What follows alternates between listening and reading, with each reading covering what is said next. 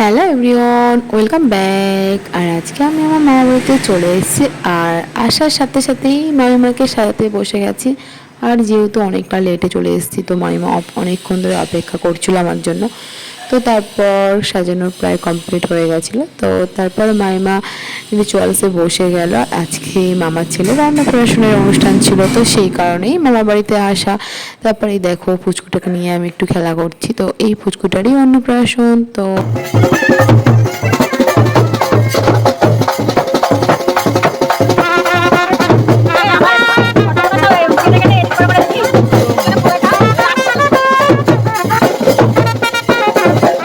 তো সবাই একসাথে বরণ করছিল। তো রিচুয়ালস প্রায় কমপ্লিট হয়ে গেছিলো দুপুরে। তারপর রাতে আবার সবাইকে সাজিয়ে দিলাম। মাইমাকে সাজানোর পর আরও মাসিমণি মা মাইমাকে সাজিয়েছিলাম।